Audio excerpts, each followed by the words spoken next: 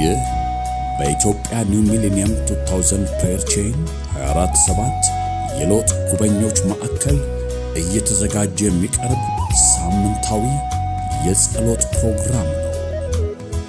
ቅዱሳን በያላችሁበት አብራችሁን በጸሎት ትተጉ ዘንድ በጌታ ፍቅር እንጠይቃችኋለን።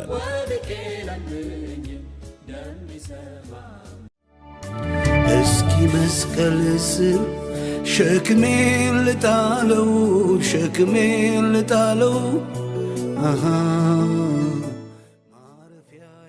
ለአምስት ሳምንታት የሚቆይ የጸሎት ጊዜ ከመጋቢት 28 እስከ ሚያዝያ 30 2018 ዓመተ ምህረት በ2017 ዓመተ ምህረት ምድር ከእሾህ ትረፍ በሚል መሪ ራእይ በጅማ በነቀምትና በጎንደር በተጨማሪ በ2018 የመጀመሪያው ቀን መስከረም 1 ቀን 2018 ዓመተ ምህረት በመስቀል አደባባይ እሁድ ጥር 3 በአዳማ ስቴዲየም የካቲት 23 እስከ መጋቢት 13 2018 መጎብኘትን እጎበኛችኋለሁ በሚል መሪ ራእይ በአርባ ምንጭ ከተማ የ21 ቀናት ጾም ጸሎት ተካሂዷል። ሊሰፍርብን ያለ ወገቡ ይወጋ። በዚህ ታሪካዊ ተጋድሎ ላይ ወደ ኋላ ሊያልመጠምጠን ያለ ወገቡ ይወጋ። ፊተኞቹን ሊቃወም ያለ ወገቡ ይወጋ። አገልጋዮቻችንን ሊዋጋ ያለ ወገቡ ይወጋ። ኢየሱስ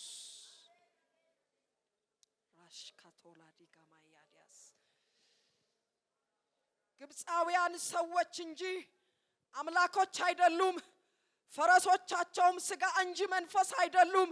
እግዚአብሔር እጁን በዘረጋ ጊዜ ረጁም ተረጁም ይወድቃሉ፣ ሁሉም በእግዚአብሔር ይጠፋሉ እንደተባለ በሰራዊቱ ውስጥ በታላላቅ ገዢዎች ውስጥ ከዘረኝነት በስተጀርባ ከባህል በስተጀርባ ከቋንቋ በስተጀርባ ከጎሳ በስተጀርባ እግዚአብሔር ነኝ ብሎ የተቀመጠ የሰማይ አምላክ አሮን ዛሬ የእግዚአብሔር የበዓል ቀን ነው እንዳለ ጥጃ ሰርቶ ጥጃ በጅቶ ጥጃ ቀርቶ የሰማይ አምላክ ከግብፅ ያወጡ አማልክት እነዚህ ናቸው እንዳለ ምድሪቱን አንተ ረድተህ ሳለ አቁመህ ሳለ የሰማይ አምላክ ውጊያዋን ተዋግተህ ሳለ ሰልፏን ተሰልፈህ ሳለ ያንተ ምስጋና ያንተ አምልኮ ለጠላት የዘላለም አምላክ ተሰጥቶ ቢሆን በኢየሱስ ክርስቶስ ስም ይሄን ያደረጉ ርኩሳን ኃይላት ከምድሪቱ ላይ በኢየሱስ ስም ይፈጥፈጡ፣ ከከፍታቸው ይፈጥፈጡ። አንተም ከፍታቸውን ትረግጣለህ እንደተባለ በእነዚህ ዓመታት ከፍ ከፍ ከፍ ብለው ያሉ በኢየሱስ ስም ይዋረዱ፣ በኢየሱስ ስም ይዋረዱ። አለቃ መናፍስቶች ይወጉ፣ የጦር አዝማች መናፍስቶች ይወጉ። በኢየሱስ ስም የበለዓም መንፈስ ይወጋ፣ ረካሚ መንፈስ ይወጋ። ይህን ተልኮ የሚረግም ይወጋ፣ አይሁንላቸው የሚል ይወጋ፣ በኢየሱስ ስም ይወጋ። የዘላለም አምላክ ባሲኤልን በጥበብ ቤትህን እንዲሰራ የመገናኛ ድንኳኑን እንዲሰራ ጥበብ እንደሰጠኸው ይተልኮ በብዙ ድል በብዙ ስኬት በብዙ መከናወን በብዙ ደስታ እግዚአብሔር በአሸር መጽሐፍ ጻፈው እንዳልከው ለኢያሱ በጌታ በኢየሱስ ስም የሚጻፍለት አገልግሎት እግዚአብሔር ትውልድ ሊያቀው በታሪክ ደረጃ የሚነገርለት አገልግሎት ዘመናት የሚሻገር ዓመታት የሚሻገር አድርገህ እንድትፈጽመው በኢየሱስ ስም ጸልየናል። ሰማይ የሚደሰትበት እንድታደርገው ጸልየናል። መንግስት የሚተከልበት እንዲሆን ጸልየናል። መንግስት የሚገዛበት እንዲሆን ጸልየናል። የእግዚአብሔር መንግስት መብልና መጠጥ አይደለችም፣ በመንፈስ ቅዱስ የሆነች ደስታ፣ ሐሴት፣ ሰላም እንደተባለ የዚች መንግስት ደስታ ምድራችን ላይ እንዲገዛ እንጸልያለን። ሐሴት እንዲገዛ እንጸልያለን። ይህ አጋንንታዊ መሠዊያ ሲንኮታኮት በምድራችን ላይ ሰላም እንዲበዛ፣ ጽድቅ እንዲበዛ፣ ጎጠኝነት እንዲነቀል፣ ዘረኝነት እንዲነቀል፣ አመፀኝነት እንዲነቀል የመንግስት ባህሪ ግን ምድሪቱ ላይ እንዲሰለጥን በኢየሱስ ስም ጸልየናል። ይሄን የማይመጥን ማንነት ከእያንዳንዳችን ላይ እየተሸለቀቀ ይውደቅ። ሁሉም እንዲጠባበቅ በመንፈስ እንድትረዳን እንጸልያለን። በኢየሱስ ስም እንድትረዳን እንጸልያለን። የአየሩ አለቃ የቀትሩ ጅኒ ወገቡ ይወጋ። በዚህ በቤቴል ያለው ወገቡ ይወጋ። የክርስቶስ ቀጥተኛ ተቃዋሚ ወገቡ ይወጋ። ባዚምና በድንዛዜ የሚፋለመን ወገቡ ይወጋ። ከመንፈስ ጋር እንዳትገናኝ በስጋ የሚያስቀምጠን ወገቡ ይወጋ። ተልኮ ኮቴያችንን ይዞ የመጣ ወገቡ ይወጋ። መንደርተኛው መንፈስ ወገቡ ይወጋ። አትወጡም የሚለን ወገቡ ይወጋ። የሰማይ አምላክ ይህን ተልኮ ፈጽመህ ልታስደስተን ለጠላት እግዚአብሔር ሐዘንና አንገት መድፋት በሱ ሰፈር ድንኳን ልታስተክል ዘመኑ ስለደረሰ እናመሰግናለን።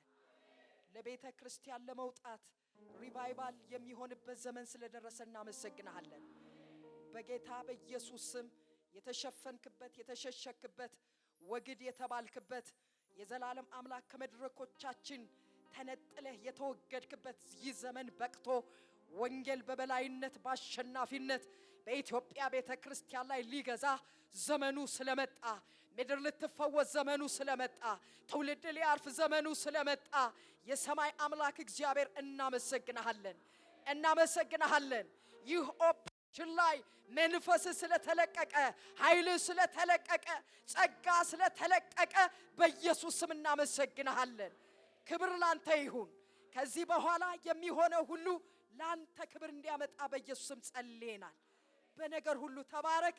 የረዳን ያገዘን መንፈስ የተባረከ ይሁን። በመከሩ ጌታ በወደደን በክርስቶስ ኢየሱስ ብርቱ ስም ጸልየናል።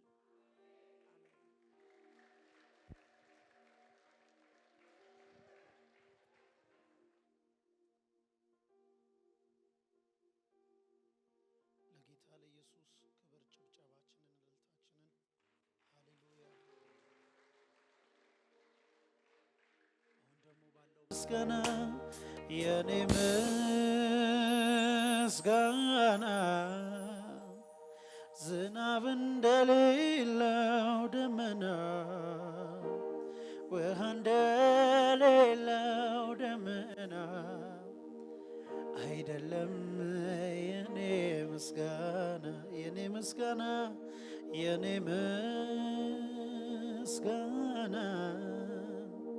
ዝናብ እንደሌለው ደመና ውሃ እንደሌለው ደመና አይደለም የኔ ምስጋና። ሰዎች ከውጭ ሆነው እንዲህ አሉኝ፣ እስኪ አምላክ ያርጋሉኝ ዛቱብኝ። ሰዎች ከውጭ ቆመው እንዲህ አሉኝ፣ እስኪ አምላክ ያርጋሉኝ ዛቱብኝ። ጌታዬ ከሰማይ ነናየ በሚያሳይበት ሰርቶ አሳየ አባባ ከሰማይ ነናየ በሚያሳይበት ሰርቶ አሳየ እኔ እሱን ማውቀው በመልካምነቱ እኔ እሱን ማውቀው በመልካምነቱ እኔ እሱን ማውቀው በሰፊ ትዕግስቱ እኔ እሱን ማውቀው በመልካም ድገሙና እስኪ እኔ እሱን ማውቀው በመልካምነቱ እኔ እሱን ማውቀው በታማኝነቱ እኔ እሱን ማውቀው በመልካምነቱ እኔ እሱን ማውቀው በሰፊው ትዕግስቱ። ሰዎች ከውጭ ሆነው እንዲህ አሉኝ፣ እስኪ አምላክ ያርጋሉኝ ዛቱብኝ። ሰዎች ከውጭ ቆመው እንዲህ አሉኝ፣ እስኪ አምላክ ያርጋሉኝ ዛቱብኝ ጌታዬ ከሰማይ ነናየ በሚያሳይበት ሰርቶ አሳየ ኢየሱስ ከሰማይ ነናየ በሚያሳይበት ሰርቶ አሳየ። ለዚህ ጌታ ጨብጨባችሁን እልልታችሁን እስኪ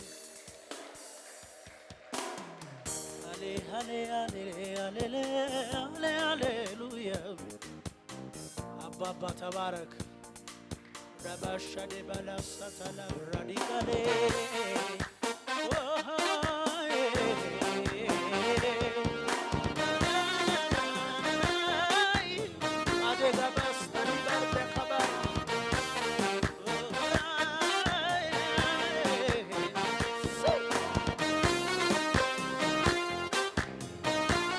ለዚህ ነበር እስኪ እንዴት እንዲያድን ያውቃል እግዚአብሔር እንዴት እንዲያስመልጥ ያውቃል እግዚአብሔር እንዴት እንዲያድን ያውቃል እግዚአብሔር እንዴት እንዲያስመልጥ ያውቃል እግዚአብሔር የሚያመልኩትን የሱ የሆኑትን በፈተና ሆነው የሚያለቅሱትን የሚያመልኩትን የሱ የሆኑትን በፈተና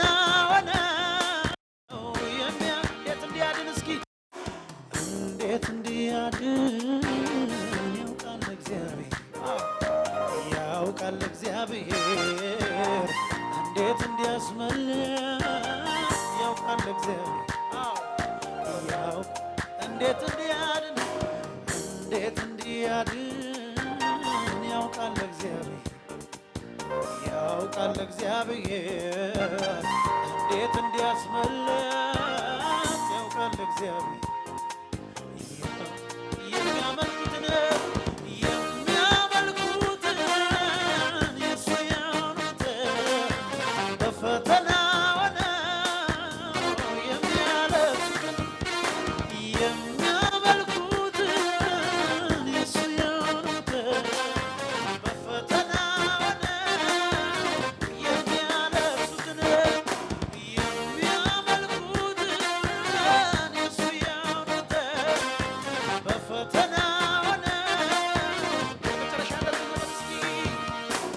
እንዴት እንዲያድን ያውቃል እግዚአብሔር እንዴት እንዲያስመልጥ ያውቃል እግዚአብሔር እንዴት እንዲያድን ያውቃል እግዚአብሔር እንዴት እንዲያስመልጥ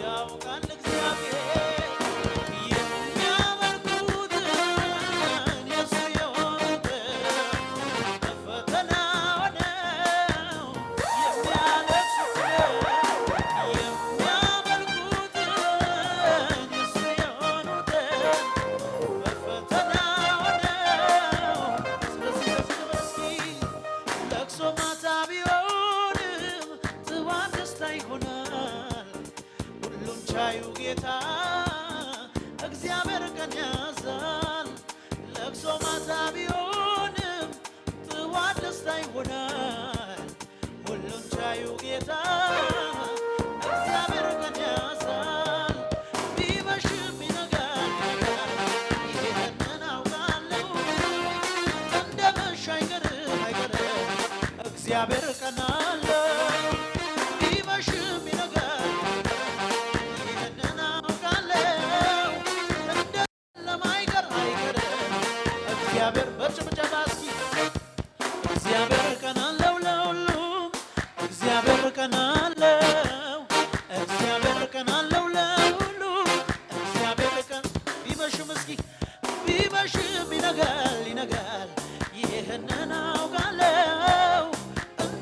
አይቀርም አይቀርም እግዚአብሔር ቀን አለው ቢመሽም ይነጋል ይነጋል ይህንን አውቃለሁ እንደ ጨለማ አይቀርም እግዚአብሔር ቀን አለው እግዚአብሔር ቀን አለው ለሁሉ እግዚአብሔር ቀን አለው እግዚአብሔር ቀን አለው ለሁሉ እግዚአብሔር ቀን አለው እግዚአብሔር ቀን አለው ለሁሉ እግዚአብሔር ቀን አለው እግዚአብሔር ቀን አለው ለሁሉ እግዚአብሔር አንድ ጊዜ ቃሉን ሲሰጥ ሊሰራ ሲነሳ ነገር ሁሉ ይለወጣል ከሱ የተነሳ እኔም ገብቶኝ ተደግፌዋለሁ በኃያላን መሃል ኃይል እግዚአብሔር ነው በኃያላን መሃል ኃይል እግዚአብሔር ነው አንድ ጊዜ ቃሉን ሲሰጥ ሊሰራ ሲነሳ ነገር ሁሉ ይለወጣል ከሱ የተነሳ እኔም ገብቶኝ ተደግፌዋለሁ በኃያላን መሃል ኃይል እግዚአብሔር ነው በኃያላን መሃል ኃይል በጭብጨባ ኃይል የእግዚአብሔር ነው ኃይል የእግዚአብሔር ነው ኃይል የእግዚአብሔር ነው ኃይል የእግዚአብሔር ነው ኃይል የእግዚአብሔር ነው ኃይል የእግዚአብሔር ነው ኃይል የእግዚአብሔር ነው ስለዚህ ከፍ በል ከሁሉ በላይ ከፍ በል ከሁሉ በላይ ከፍ በል ከሁሉ በላይ ከፍ በል ከሁሉ በላይ ደምቀታዬ ከሁሉ በላይ ጌታዬ አባቴ ከሁሉ በላይ ጌታዬ ደምቀታዬ ከሁሉ በላይ ጌታዬ ከሁሉ በላይ ንጉሴ ከሁሉ በላይ ጌታዬ ደምቀታዬ ከሁሉ በላይ ጌታዬ ከሁሉ በላይ አባቴ ከሁሉ በላይ ጌታዬ ደምቀታዬ ከሁሉ በላይ ጌታዬ ንጉሴ ከሁሉ በላይ ጭብጨባችሁ ጨምሩና እስኪ ደምቀታዬ ከሁሉ በላይ ጌታዬ ንጉሴ ከሁሉ በላይ ጌታዬ ደምቀታዬ ከሁሉ በላይ ጌታዬ ንጉሴ ከሁሉ በላይ ጌታዬ በበረሃ ጋሻ ለተጠማ እርጋታ ስትሆን አየሁ ኢየሱስ የኔ ጌታ ጀርባ ለደካማው ለበረታው ፊትን ስትታደላ ስምህ ብሩክ ይሁን ስምህ ብሩክ ይሁን ስምህ ብሩክ ይሁን ስምህ ብሩክ ይሁን ስምህ ብሩክ ይሁን ስምህ ብሩክ ይሁን ስምህ ብሩክ ይሁን ስምህ ብሩክ ይሁን እየሰገድን ለጌታ እስኪ ለታላቅነት እሰግዳለሁ ለጌትነትህም እሰግዳለሁ እሰግዳለሁ እሰግዳለሁ ኢየሱስ ጌታ ነው ኢየሱስ ጌታ ነው ጭብጨባችሁን ጨምሩና ኢየሱስ ጌታ ነው ኢየሱስ ጌታ ነው ኢየሱስ ጌታ ነው ኢየሱስ ጌታ ነው ኢየሱስ ጌታ ነው ለታላቅነት እቀኛለሁ ለጌትነትህም እሰግዳለሁ እሰግዳለሁ እሰግዳለሁ ኢየሱስ ጌታ ነው ኢየሱስ ጌታ ነው ኢየሱስ ጌታ ነው ኢየሱስ ጌታ ነው ኢየሱስ ወጭብጨባ ኢየሱስ ጌታ ነው ኢየሱስ ሳየን እያወጣልን ስለሆነ ብዙዎቻችን እንደዚህ ማየት ደስ የሚያሰኝ ነገር ነው። ምን ጸልየው ነገር መሬት እየወደቀ አይደለም፣ ፍሬ ግን እያፈራ ይመጣል። ዳናው የሚሰማ ኮቴው የሚሰማ አዲስ ትውልድ አለ አለ በጣም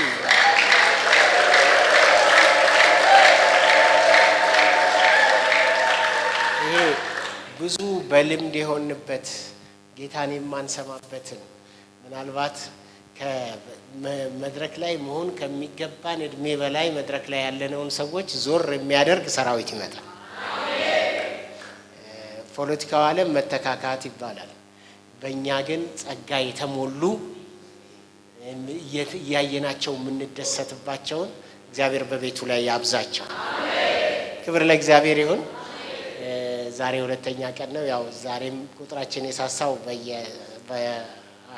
ዛሬ 11 ቦታ ላይ ጸሎት አለ 11 አጥቢያ ላይ። ምክንያቱም የአጥቢያ መሰዊያ እንዳይቋረጥ ከዚህ በኋላ አብልጠን እንሰራለን። ምክንያቱም እንደዚህ አይነት ረጅም ፕሮግራም በምናደርግበት ጊዜ የአጥቢያ ላይ ያለን የጸሎት እንትን እየሳሳብን መሰዊያው እሱ ደግሞ ጌታ የሚፈልገው የሚያሸተው የሚመጣበት ስለሆነ እንደዚህ እንቀጥላለን። ነገ ብዙዎቹ ይመጣሉ ብለን እናስባለን።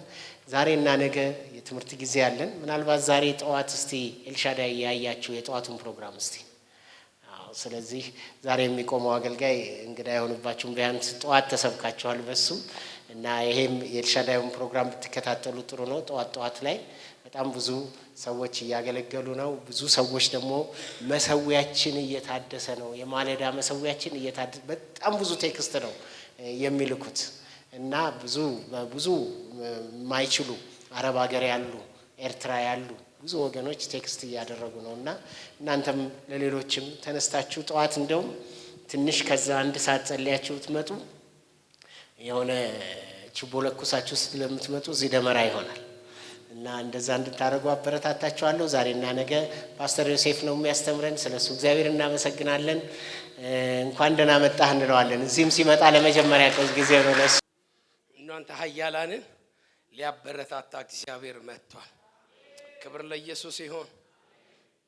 እሺ ዛሬ የምንካፈለውን ቅድም ቄስዬ ነክቶታል። እግዚአብሔር ሰው ይሄን ፕሮግራም ከተሰጠኝ ጊዜ ጀምሮ ፕሮግራሙን ዓላማውንም ከተነገረኝ በኋላ በጌታ ፊት ስጸልይ እጅግ የከበረ ዓላማ ነው። ሀገርን የሚያድን ትውልድን የሚያድን ቤተክርስቲያንን የሚያድን የሚፈውስ ሀገራችንንም ምድራችንን ወደ ሌላ ሌቭል የሚያሻግር ለክብር ለሹመት ለሽልማት የሚያበቃ ነገር ነው። በአግባቡና በትክክል መንፈስ ለቤተ ክርስቲያናት የሚለውን ጆሮ ያለው ከሰማ ማለት ነውና እግዚአብሔር አምላክ የተባረከ ይሁን። ክብር ለኢየሱስ ይሁን።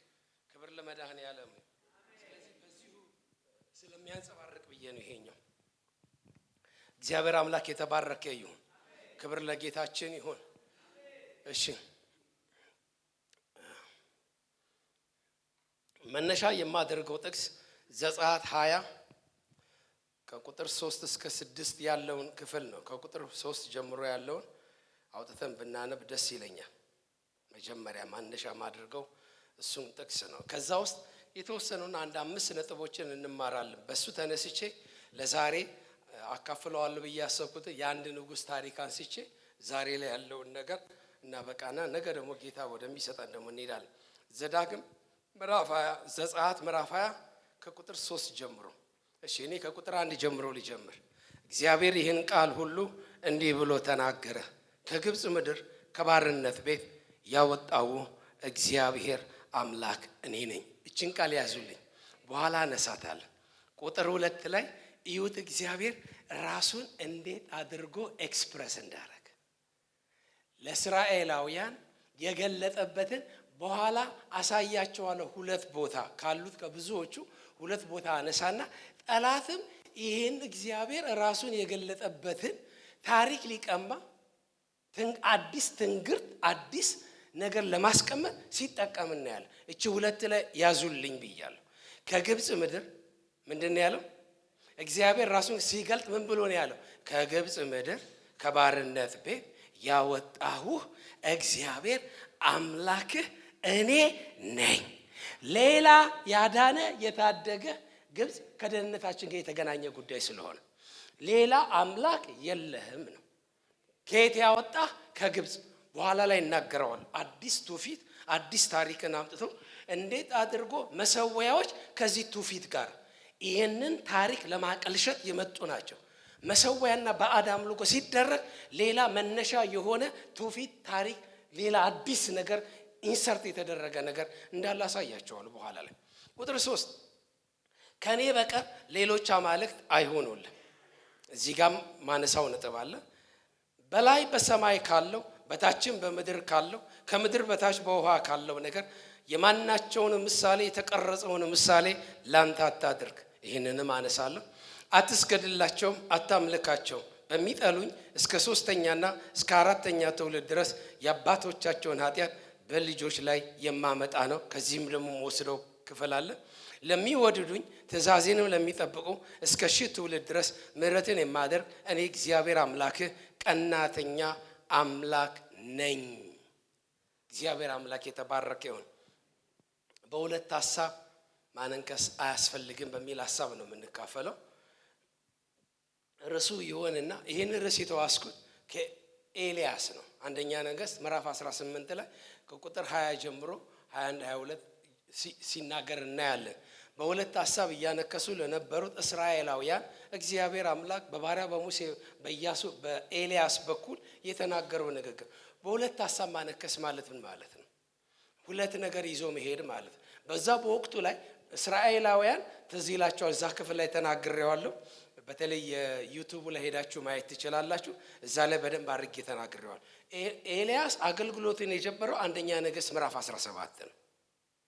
ገና ሲጀምር ከየት እንደሆነ ሁሉ ቴስባዊው ኤልያስ ነው የሚለው ድንገት ነው። ጣልቃ በነገስታት ታሪክ ውስጥ በቤተ መንግስት ታሪክ ውስጥ በትውልድ ታሪክ ውስጥ ድንገት ነው በቃ መጣ። አንደኛ 17 ላይ የሚነግረን ዘሩን ትውልዱን ሀረጉን አይነግረን፣ አገልግሎቱን ነው የሚነግረን።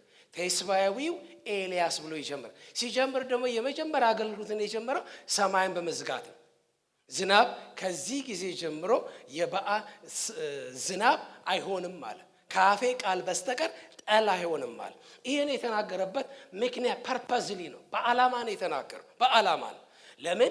በዛ ወቅት ይሄን ለመረዳት ግን አንድ ምዕራፍ ወደ ኋላ ማድረግ መቻል አለብን። አንደኛ ነገሥት ምዕራፍ 16 የመጨረሻውን አንቀጽ ሄዳችሁ ስታዩ ታሪኩን በደንብ አንደርስታንድ ማድረግ እንችላለን።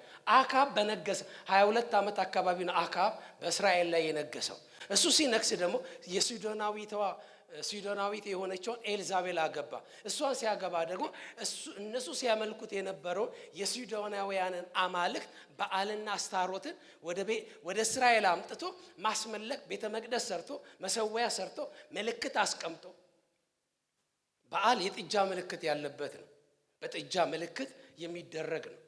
አስታሮት ደግሞ ሴንሹዋልና ፕሌዠር ላይ የምታተኩር ነች።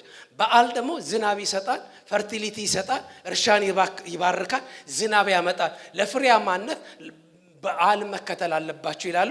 ለፕሌዠር ደግሞ ልክ እንደ ሴሌብሪቲዎች ዛሬ በዓለም ላይ ያሉ ሴሌብሪቲዎች የተለያየ ፕሌዠርና ሴክሹዋል በሆነ መልኩ ሌግዠሪና ቅንጦት ያለበትን ነገር ከእግዚአብሔር ይልቅ ሲያደርጉ ሲከተሉ፣ እቺ አስታሮት ጾታዊን ሌግዠሪ ፕሌዠርን በተመለከተ ዓለምን ሁሉ የምታሰግድ የምታስመልክ ነች። ዛሬ እንደ ሞደርን በሆነ ዘመን ውስጥ ምንድን ነው ብለን ስንል ብዙ የሚናገረው ነገር አለ እና ቤተ መንግስት ጋር አካብ ጋር ሁለት ነገር ገብቷል። በዓል ምን የሚሰጥ ዝናብ ይሰጣል የሚል ፈርቲሊቲ ይሰጣል የሚል በዓል እየተመለከ ነው ያለው። ፕሌዠር እና ሴክሹዋል እና ሌግዠሪ በሆነ ላይፍ ላይ ደግሞ ኢንተርቴይንመንት ላይ የሚያተኩር አስታሮት ደግሞ አለች። እሷ ደግሞ ሌግዠሪ ኢንተርቴይንመንት እንደፈልቅ ግብረ ስጋ ግንኙነቱን ትፈቅዳለች። እቺ አስታሮት እና እቺ እየተመለከች ባለችበት ሰዓት ገና ኤልያስ ሄዳችሁ አንደኛ ነገሥት ምዕራፍ 16 የመጨረሻውን አርቲክል ስታነቡ ኢዮሮብዓም ካደረገው ጥፋትና ኃጢአት በላይ አካብ በእስራኤል ላይ ጣዖት አምላኪ ምድሪቱን ሁሉ በጣዖት ሞላት፣ በመሰዊያ ሞላት፣ በባዕድ አምልኮ መሰዊያ ሞላት። አይገርማችሁም? እግዚአብሔር ጠበቀና ኤልያስ የተባለ ከሆነ ቦታ ከሆነ ስፍራ አነሳውና ወደ እስራኤል ምድር አመጣው። ድንገት ገለጠው። እነሱ ዝናብ ይሰጣል ብለው ያመለኩትን አምላክ እግዚአብሔር እኔ ቀናተኛ ነኝ ብሎ ያለው እግዚአብሔር በአካብና በምድሪቱ ላይ እንደዚህ አለ፣ ዝናብ የሚሰጥ እግዚአብሔር ነው አለ። እጁን ብድቅ አረገና ከአፌ ቃል በቀር የትኛውም በዓል ዝናብ አይሰጣቸውም፣ አምላክ አይደለምና። ዝናብ ይሰጠናል ብላችሁ አይደለም ያመለካችሁት። ከላይ እስከ ታች ከጥግ እስከ ጥግ ከሕፃን እስከ አዋቂ ድረስ ከምሁራን እስከ ሃይማኖት ቤት ከባለስልጣን ከቤተ መንግስት እስከ ተራው ቤት ድረስ ይሄንን በኤልዛቤል አማካኝነት ባገባት ሚስት አማካኝነት ምድሪቱ በጣዖት ተሞላች። ከዛ ኤልያስ ገና አገልግሎት ሲጀምር ዝናብን ከለከለ። ሁላችሁ እንደምታውቁት ለምንድነው ፐርፐዝሊ ያልኩት? ለዚህ ፐርፐዝሊ ነው እግዚአብሔር ያደረገው። በኋላ ላይ አማልክቶችሽን ነቢያቶችሽን 850 ተጠርቶ በእሳት የሚመልስ እርሱ ምን ይሁን አምላክ ይሁን ብሎ መሰዊያ ተዘጋጅቶ ዝናብ ከመምጣቱ በፊት የአማልክት ውድድር ነበረ። በዓል ዝናብ ይሰጣል ብሎ ስለነበሩ ሂድ ዝናብን እሰጣለሁ ለአካብ ተገለጥ ብሎ፣ ከዛ በፊት ግን እነኛም የበዓል ነቢያቶችም ያስታሮት ነቢያቶችም 400ዎቹና 450ዎቹ እየጮሁ ቀን ሙሉ ቢያደርጉ ሊመጣ አልቻለም። ገና ሲጀምርም እግዚአብሔር ይሄንን ነው መምታት የፈለገው። አይገርማችሁ? አንድ ሰው አሜን ይለኛል። አንዳንድ ነገሮች በሀገራችንም በህዝባችንም በምድሪቱ ላይ አንዳንድ ነገሮች ሲያዙ የሆነ የሚፈርስ ባዕድ አምልኮ ነገር አለ ማለት ነው። ክብር እየተሰጠው አምልኮ እየተሰጠው ስግደት እየተሰጠው እንደ እግዚአብሔር የያዘው ቦታ አለ ማለት ነው። ይሄን ስናገር ዝም ብዬ አጋጣሚ እንደው አይደለም እየተና ቢብሊካል የሆነ ኮንሰፕት ነው። እግዚአብሔር ህዝበ እስራኤልን ከግብጽ ባርነት ከማውጣቱ በፊት ዘጻት ከመሆኑ በፊት እግዚአብሔር አምላክ የግብጻውያንን አማልክት ነው ጠቅላላ የረፈረፈው። አንደኛው ሚራክ ተአምር ላይ ሁለተኛው ሶስተኛው እያለ እስከ በኩር ልጅ ድረስ ይውላችሁ። የመጨረሻው በኩር ማለት ፈርዖን በፈርዖን ኢምፓየር የአምላክ በኩር ልጅ ነኝ ነው የሚለው።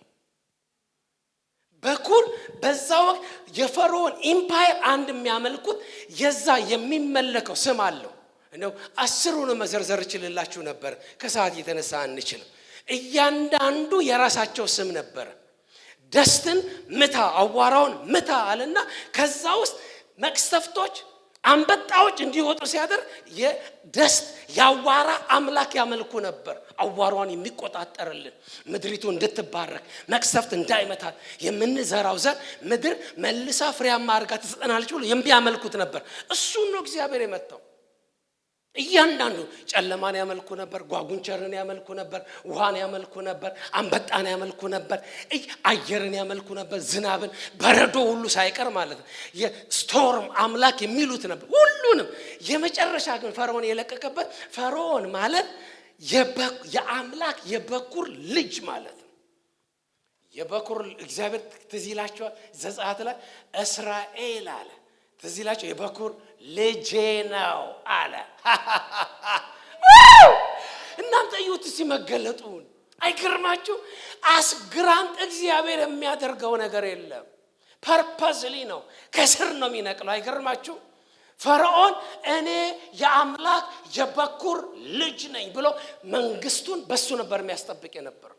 ኪንግሽፑን የሚያስጠብቅ ሊደርሽፑን የሚያስጠብቅ ማንም በሱ የዘር የንግስና የዘር ሐረግ ላይ እጁን አይሰድም ነበር፣ ይቀሰፍ ነበር። ሊትራሪ ደግሞ ያደርግ ነበር። የመጨረሻው ደግሞ ቶፕ ኦቶሪቲ በመናፍስቱ ዓለም ሃይራርኪ አለ ቶፕ ነበር። በኢጂፕሽያን ኢምፓየር ላይ እግዚአብሔር 1 2 3 4 5 6 አማልክቶቻቸው ቅጥቅጥ 7 8 9 የመጨረሻው በኢጂፕሽያን ኢምፓየር ላይ የገዘፈው እንዲህ አለ መጣና አንተ ፈርዖን የአምላክ የበኩር ልጅ ነኝ ብሎ ዙፋኑን አስጠብቆ እግዚአብሔር መጣና እስራኤል የበኩር ልጄ ነው አለ። ዛሬ በኩር ይመታል። የበኩር ልጄን ከ430 ዘመን በኋላ ተለቀዋል። አንድ ሰው አሜን ይለኛል። አንድ ሰው አሜን ይለኛል። በጌታ እኔ አዋጅ አውጃለሁ። ቤት ላይ በኩርህ የተለቀቀ ይሆን። አንድ ሰው አሜን ይለኛል ከመንፈስ። በኩርህ ዋና ነገር ቤትህን እርግማን ያለ ጥፋት ያለ ከዘር ማንዘር በባዕድ አምልኮ የተጠረፈ ነገር የተያዘ ነገር በቤት ውስጥ በባዕድ አምልኮ ሲመለክ ከዛ የተነሳ 3 እና 4 ትውልድ ድረስ እቀስፋለሁ፣ እቀጣለሁ፣ እቆጣለሁ እንዳል ከዚህ የተነሳ እየሰራ የተያዘብህ የበኩርህ ዋና ነገር ትለፋለህ፣ ትደክማለህ፣ ትጥራለህ። የተያዘ በኩርህ የተለቀቀ ይሆን። አንድ ሰው አሜን ይለኛል። ያው የጠላት በኩር በቤተሰባችን ውስጥ በዘር ሐረግ ውስጥ የንግዳቸውን የእርሻቸውን በኩር እየሰጡ የኢኮኖሚያቸውን በኩር ለጣዖት እየሰጡ የቤተሰቡን በኩር ያስቀማ፣ የህይወትን በኩር የቀማ፣ የሰላምን በኩር የቀማ፣ የጤናን በኩር የቀማ፣ የሀገርን በኩር የቀማ፣ የሀገርን በረከት የቀማ ከምድራችን ላይ በኩር መውሰድ የለመደ የኢኮኖሚ በኩርን የሚወስድ የእርሻን፣ የሀብትን፣ የበረከትን፣ የጤናን፣ የእውቀትን፣ የእድሜን በኩር የሚወስድ ወጣቱን ጠቅላላ ብኩን የሚያደርግ በኩርን የሚበላ በጌታ በኢየሱስ ከምድራችን ላይ የተገለበጠ ይሆን። አባራቦካ አንድ ሰው አሜን ይለኛል። አንድ ሰው አሜን ይለኛል። አንድ ሰው አሜን ይለኛል። የስዬ ላፈስን ለምልክት አንድ ሰው አሜን ይለኛል። አንድ ሰው አሜን ይለኛል። አሜን አሜን አሜን። በምድር ያው መጽሐፍ ቅዱስ ሲናገር ኃይለኛውን ሳያስሩ አይደለም ይለው ቤቱን አይበዘብዙ አይደለም ይለው መጽሐፍ ቅዱስ ሲናገር መሰዊያ ያጋንንት መሰዊያ በተለይ ስትሮንግ ሆልድ እንደሆነ ባትል ዋርፌር ቦታ ነው፣ የጦርነት ቦታ ስትሮንግ ሆልድ መሰዊያ አለ ማለት ከተማዋ በኃይለኛ ስትሮንግ ሆልድ ተይዛለች። ቢብሊካል ኮንሰፕት ነው መነግራ። ለዚህ ነው እግዚአብሔር እንደዚህ ያለው ጌዲዮንን የ7 ዓመት የሚዲያማውያን ቀንበር ከመሰበሩ በፊት አለ እየዘራችሁ ማታጭዱበት ፍሬያማ ማትሆኑበት ስራህን እንኳን በአግባቡ እንዳሰራ ያደረገ ፍሬ ያሳጣህን ያ የሚሰበረዋል የአባትህን መሰዊያ አፍርስ መጀመሪያ ከጓዳ ጀምራል። ኢኮኖሚ እንዲለቀቅ እንደ ሀገር መለቀቅ እንዲሆን እግዚአብሔር አምላክ የተባረከ ይሁን። አንድ ነገር እናንተ ኃያላን፣ እናንተ ጸላያን፣ እናንተ ብርቶች በእምነት ብቻ ከኔ ጋር ይው በኩር ነኝ ብሎ በምድራችን ላይ በኩርን እየበላ ያለ የተቀመጠ ብዙ ጊዜ ታስታውሳላችኋል። ከግብጽ አይደለም ለኢትዮጵያ ኦርቶዶክስ እንኳን ሹመት ጵጵስና አይደል ከድሮ ጀምሮ ይሄ ስፒሪት እኮ ነው። ዛሬም በአባይ ግድብ ላይ አትለቀንም፣ ከኛ ራስ አትወርድም። በቃ ግብጽ ይሄ የፈርዖን የበኩር ልጅ ነኝ የሚል ምድሪቱ ለኔ ትገባለች የሚል ስልጣን ለኔ ትገባለች የሚል በረከት ለኔ ይገባል የሚል በኩር የቤተሰብ በኩር፣ የእርሻ በኩር፣ የኢኮኖሚ በኩር፣ የጄኔሬሽን በኩር፣ የሀገርን በኩር እኔ ይገባኛል የሚል በኩር ነኝ የሚል እግዚአብሔር እስራኤል የበኩር ልጄ ነው ብሎ በኩሩን ሁሉ በግብጽ ምድር ያለውን በኩር ሁሉ ጣዖት የሚመለክበት መስዋዕት የሚቀበልበት እንደገለበጠው አሁን ከምድራችን ላይ በኩር ነኝ የሚለው ዋና ነኝ የሚለው አለቃ ነኝ የሚለው በጌታ በኢየሱስም እንገለብጠዋለን። አንድ ሰው አሜን ይለኛል። ለምልክት ነው። አይዟችሁ የኔ ውሃ ነው የሚደፋው፣ ግን ለምልክት ከምድራችን ላይ በኩር ነኝ የሚል በባህል ውስጥ የገባ በትውልድ ውስጥ የገባ በቋንቋ ውስጥ የገባ በብሔር ውስጥ የገባ የብሔር ስም የተሰጠው የቋንቋ ስም የተሰጠው የትውልድ የቀየ የሰፈር የመንደር የሽምግልና ምንም ቴክኖሎጂ ይሁን ባህላዊ ይሁን አታካታታላቲና የምድራችንን በኩር እናስለቀቃለን። የምድራችንን በኩር የበረከት በኩር የመንፈሳዊ ነገር በኩር የኢኮኖሚ በኩር የትውልድ በኩር የቤተሰብ በኩር የእርሻ በኩር የንግድን በኩር የፖለቲካውን በኩር አዳዳዳዳዳዳዳዳ እናስለቅቃለን። አንድ ሰው አሜን ይለኛል። እናስለቅቃለን። አንተ ተዋጋ፣ በኩርን አስለቀቅ። የጌታ መንፈስ እንደሚናገረው ብራታ ከምድራችን ላይ በኩርን ያዘ፣ ዋና ነገርን ያዘ። ኢየሱስ ለዘላለም ጌታ ነው። እኔ እናገራለሁ፣ የደከመ ነገር ላንተ አያስፈልግም። ዋና እየወሰደ ጉንድሽ ስልል ያለ የቀጠጠ ነገር ላንተ ለእግዚአብሔር ሕዝብ አይሆንም። በኩሩን ወደ ቤት ጠራው። የወፈረውን ነገር ወደ ቤት ጠራው። ዋና ነገር ወደ ቤት ጠራው። የኢኮኖሚ ዋና፣ የሰላም ዋና፣ የበረከት ዋና፣ የትውልድ ዋና፣ የመንፈሳዊ ነገር ዋና፣ የሀገር የምድር የሰማይ የምድር የገጠር የከተማ ዋና በረከት በኢየሱስም ለምድራችን አስለቀቀና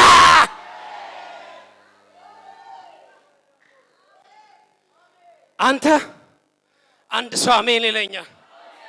አንተ አይገርምህም? እግዚአብሔር መጥቶ መጨረሻ ላይ በኩሩን ነው የታገለው። አይገርምህም? ባራ እስራኤል የበኩር ልጄ ነው አለ። ለቃ ለአሜሪካኝ የሚገባውን 430 ዘመን በኩሬን ይዘዋል።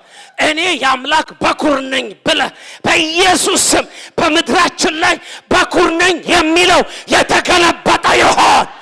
አለቃ ነኝ የሚለው የተገለበጠ ይሆን። አደባባይን የወሰደ የተገለበጠ ይሆን።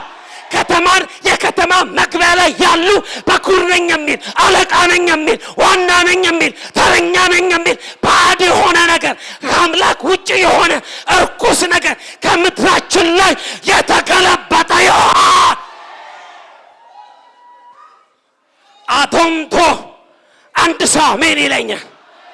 እኔ በጌታ መንፈስ ሆኜ ይሄንን እጠልሰዋለሁ፣ እመታዋለሁ ከምድራችን ላይ። አንድ ሰው አሜን ይበለኝ። ኢሳይያስ ላይ እኮ ጽፏል፣ እጠልሰዋለሁ አለ አይደለም እንዴ? ኢሳይያስ ላይ ተጽፏል እኮ እግዚአብሔር እጠልሰዋለሁ አለ። እስቲ አንድ ሰው አሜን ይበለኝ። Are you ready? በመንፈስ ዝግጁ ናቸው ወይ? አንድ ሰው አሜን ይለኛል። የምድራችንን የአየሩን በኩር አስለቀቀን፣ የአፈሩን በኩር አስለቀቀን፣ የማዕድኑን በኩር አስለቀቀን፣ የእርሻውን በኩር አስለቀቀን፣ የንግዱን በኩር አስለቀቀን፣ ኢኮኖሚውን አስለቀቀን። ፖለቲካችን በደም የተሞላ እንዲሆን ያደረገ በደም ዋናን የሚበላ በኩርን የሚበላ አንጋፋን የሚበላ ተተኪ ትውልድን የሚበላ ከዘመን ወደ ዘመን ከዓመታት ወደ ዓመታት ደም መፋሰስን፣ ጦርነትን፣ ትውልድን የሚበላ ጀነሬሽንን የሚበላ ዋና ነኝ የሚል በዚህም ሆነ በዚያ በሚገባንም በማይገባንም ምክንያት እየፈጠረ አጀንዳ እየፈጠረ ታሪክ እየፈጠረ የሀገራችንን በኩር የሚበላ የተመታ ይሆን። በኩሩ የተለቀቀ ይሆን ዘንድ የተመታ ይሆን። በኢየሱስ ስም የተመታ ይሆን። ከአየሩ ላይ ይመታ፣ ከምድሪቱ ላይ ይመታ፣ ከፖለቲካው ላይ ይመታ። አንድ ሰው አሜን ይለኛል። ለመለከት ያህል እኔ መታዋለሁ። ከፍታ ይሻለው የሚል ዋና ነኝ የሚል አለቃ ነኝ የሚል የመጀመሪያ ነኝ የሚል ተረኛ ነኝ የሚል የኔ ነው የሚል ሆነ። ያው እግዚአብሔር ወደ እስራኤላውያን መጣና የበኩር ልጄን ያመልከኝና ያገለግለኝ ዘንድ ልቀቅ ሲል 10 ጊዜ ነው የተገዳደረው። እንዲለቅ አዋጅ ተነግሮት ግን እየተገዳደረ ያለ አለቅ ያለ በመንፈሳዊ ዓለም የሚሰራ የጠላት አሰራር ሀገራችንን እንዲለቅ፣ ምድራችንን እንዲለቅ፣ ጎዳናውን እንዲለቅ፣ አደባባዩን እንዲለቅ፣ እምብርቱን እንዲለቅ፣ መሰዊያውን እንዲለቅ፣ ተራራን እንዲለቅ፣ ሸለቆን እንዲለቅ፣ ወንዝን እንዲለቅ፣ ዛፍን እንዲለቅ፣ ኮረብታዎችን እንዲለቅ፣ የምድራችንን እያንዳንዱ ቦታ በጌታ በኢየሱስ ስም እናስለቀቃለን። በጌታ በኢየሱስ ስም ኮረብታዎቻችንን እንቀድሳለን። አጸዶቻችንን እንቀድሳለን፣ ዛፎቻችንን እንቀድሳለን፣ ወንዞቻችንን እንቀድሳለን፣ አደባባዮቻችንን እንቀድሳለን።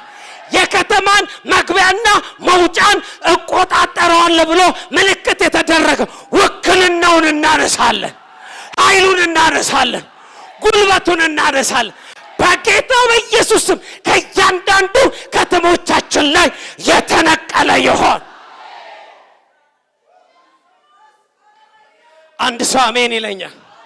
እኔ አሁን ጠልሰዋለሁ በጌታ ኃይል፣ በጌታ ጉልበት፣ በጌታ ብርታት ኢኮኖሚውን እንዲለቅ፣ ፖለቲካውን እንዲለቅ፣ መንፈሳዊን እንዲለቅ፣ ኦቶሪቲን እንዲለቅ፣ ምድራችን እንዲለቅ፣ ህዝባችን እንዲለቅ፣ ሴቶችን እንዲለቅ፣ አባቶችን እንዲለቅ፣ ትውልድን እንዲለቅ፣ ሀገርን እንዲለቅ፣ ቤተክርስቲያን እንዲለቅ፣ ባህላችን እንዲለቅ፣ መንገዳችን እንዲለቅ፣ ጎዳናዎቻችን እንዲለቅ፣ አደባባዮቻችን እንዲለቅ።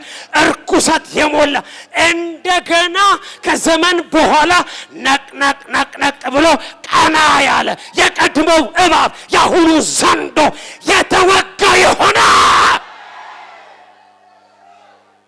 የፖለቲካ ስም ተሰጥቶት፣ የዘር ስም ተሰጥቶት፣ የብሔር ስም ተሰጥቶት፣ የባህል ስም ተሰጥቶት፣ የቋንቋ ስም ተሰጥቶት፣ የቴክኖሎጂ ስም ተሰጥቶት፣ የፖስት ሞደርኒዝም ስም፣ የዘመናዊነት ስም ተሰጥቶት የተተወ የተረሳ እንደገና ቀና ያለ ትልቁን ትንሹን ያዋረደ ከሕፃን እስከ ትልቅ ድረስ ያሳተፈ አባል ያደረገ በኢየሱስ ስም ከምድራችን ላይ እመታዋለሁ። እኔ በኩር ነኝ የሚል አለቃ ነኝ የሚል ተረኛ ነኝ የሚል የባዕድ አምልኮ የርኩሰት መንፈስ የጥንት የጠዋቱ ነኝ የሚል በጌታ በኢየሱስ ስም ከምድራችን ላይ የተገለበጠ ይሆን።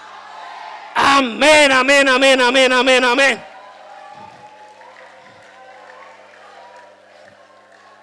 ለሰራዊት ጌታ ለእግዚአብሔር ክብር ይሁን። ይሁን እንደዚህ አርጉ። በኩሬ ተለቀቀ በሉ። በኩሬ ተለቀቀ። እግራችሁን እያነቃነቀ በኩሬ ተለቀቀ።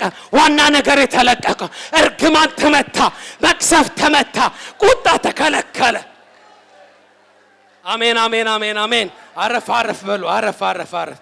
እግዚአብሔር ይባረክ። አቶቶላ ዲላ ዲያሳ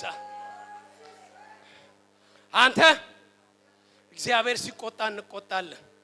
በቃ ምንም ማድረግ አንችልም። እግዚአብሔር ሲነሳ እኛ ምንን አንድ ሰው አሜን ይለኛል። ፈገግታችሁ ራሱ ደስ ሲል እስቲ አንድ ሰው አሜን በሉ። አንተ እዚህ ሆነ እኮ ሰሜን ጫፍ ታስለቅቃለህ፣ ደቡብ ጫፍ ታስለቅቃለህ፣ ምዕራብ ጫፍ ታስለቅቃለህ። አንተ እጅህ እኮ ረጅም ነው እባክህ።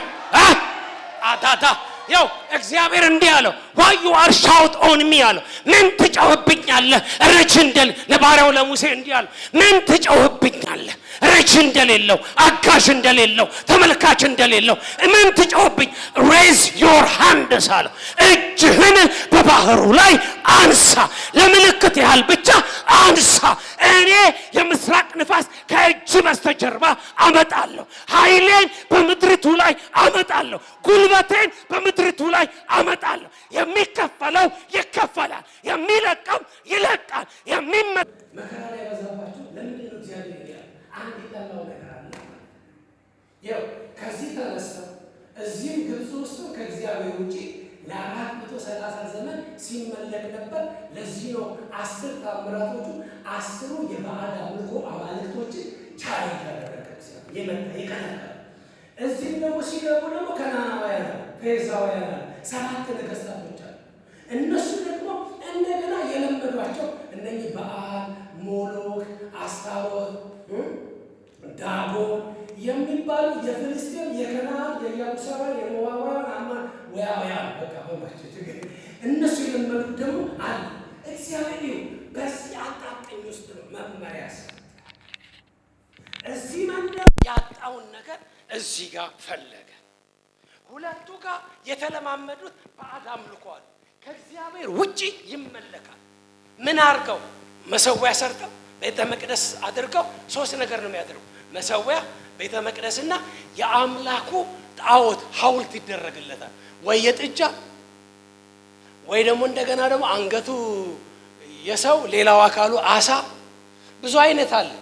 በቃ የሰው ቅርጽ ሴት የሆነች ወንድ የሆነ በትር የያዘ ጡት ያለው ለፈርቲሊቲ የሚሉ ብቻ እንደሚያመልኩት አምላክ መሰረት ምስል ሰርተው ያመልኩ ስለነበረ ይሁት እግዚአብሔር ገና ሲጀምር አንተ አለው በመጀመሪያ ደረጃ ለኔ የበኩር ልጄ ብሎ ነው የተቀደስክ ነህ እንድትደባለቅብኝ አልፈን የአሕዛብን የህይወት ስርዓት ያምልኮ ስርዓት ምንም አይነት ስም ይሰጥ በሰማይ ባለ በተቀደሱ መላእክቶች እዚህ ጋር የሚናገረው እሱን በሰማይ ብሎታል ምንም ይሁን በቅዱሳን መላእክትም ቢሆን በሰማይ እነሱ ስላሉ ርኩስም አለ በተቀደሰ መላእክት ስምም ቢሆን ምስልም ምልክትም ስምም ሐውልትም ቢሆን በምድርም ባለ በሰው ዘር በእንስሳ ባህር ውስጥ ባለ ኢንሴክት የተለያየ ፍጡር በባህር ውስጥም ባለ በተለያየ አይነት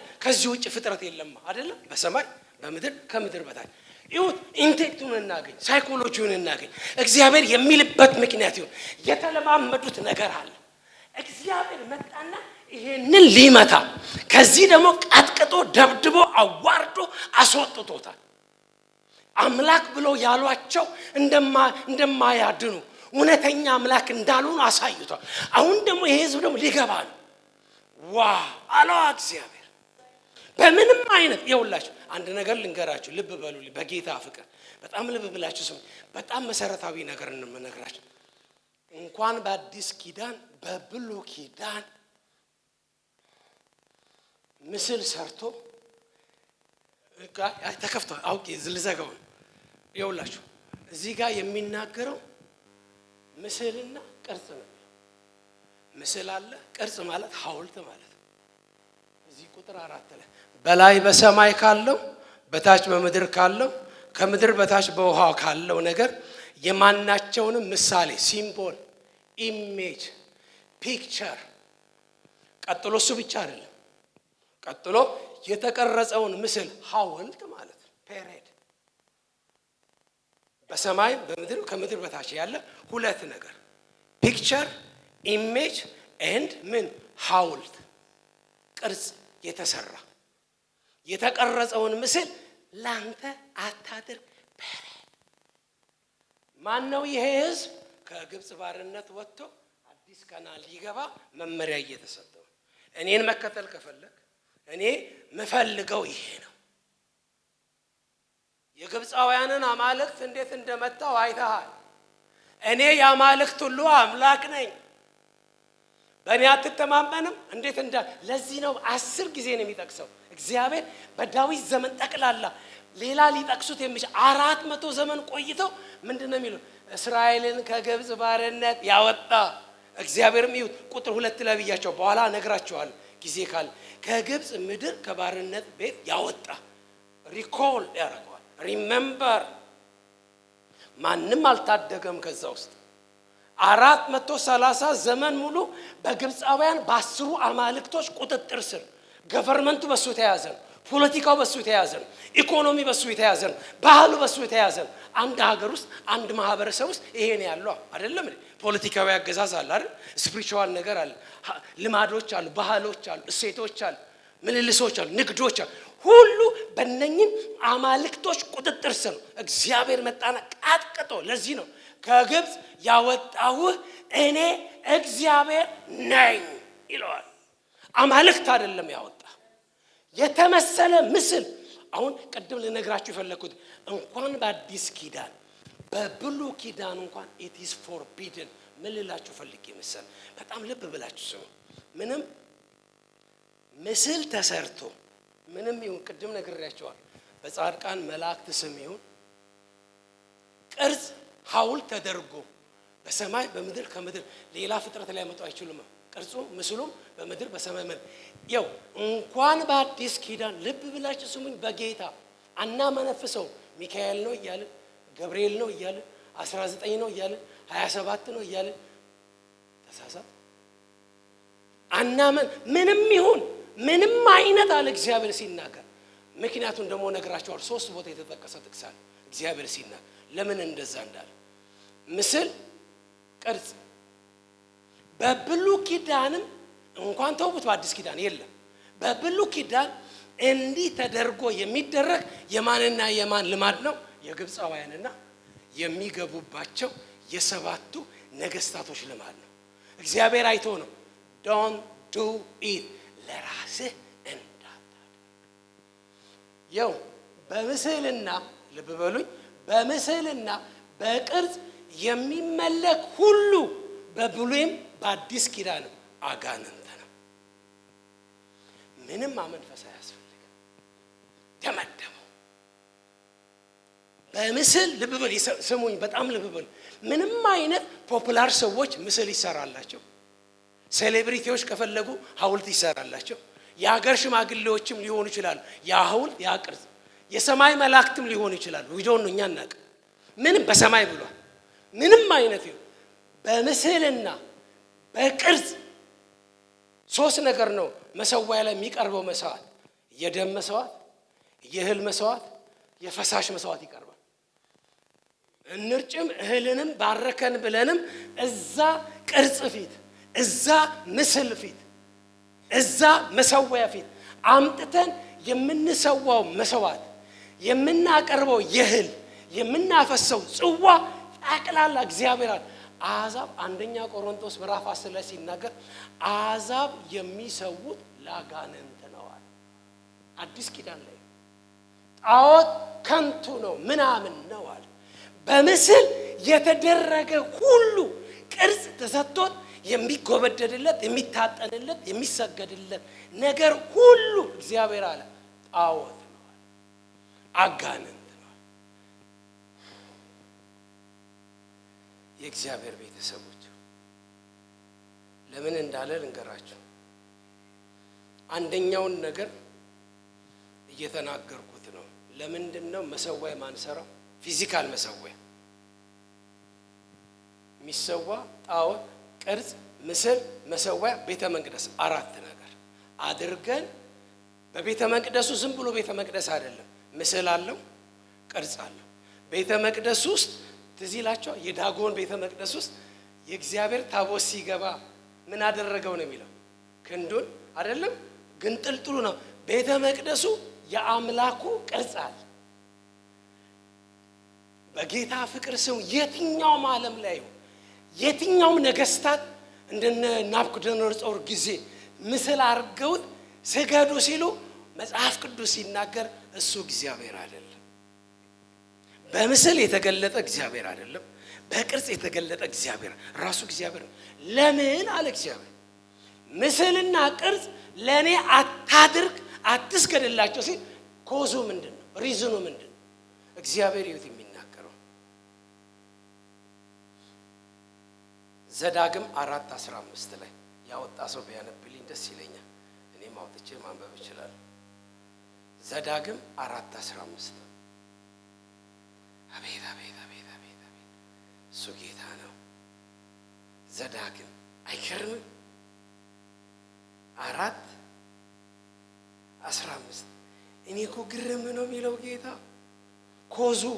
ኮዙ ላይ ከተግባባን በአሁኑ ዘመን እንኳን በአዲስ ኪዳን ልብ በሉል፣ በብሉይ ኪዳን ምስልና ቅርጽ አልተፈቀደም። ምስልና ቅርጽ የተደረገለት ነገር ሁሉ አጋንንት ነው ብሏል እግዚአብሔር። ለምንድን ነው ኮዙ? ምክንያቱ ሲናገር 4:15 ዘዳግም 4:15 እሺ አንብቢ የኔ እናት። እሺ እኔ አወጣው ማይክ አልያዝሽም ብዬ ነው የኔ እናት ሶሪ። 15 እሺ እግዚአብሔር ያህዌ ይላል ይብለን በኮሬብ ተራራ ላይ በእሳት ውስጥ በተናገራችሁ ቀን ምንም አይነት ኮዙን ነው የሚነግረው። ምስል ማይደረግበት፣ ቅርጽ ማይደረግበት። ቅርጽና ምስል ያለው ጠቅላላ 4 ነጥብ አጋንንት ነው፣ እግዚአብሔር አይደለም።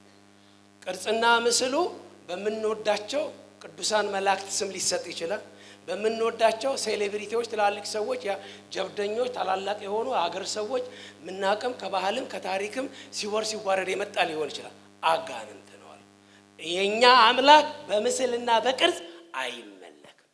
እኛ ክርስቲያኖች በምስልና በቅርጽ የሚመለክ የአምልኮ ስርዓት የለንም።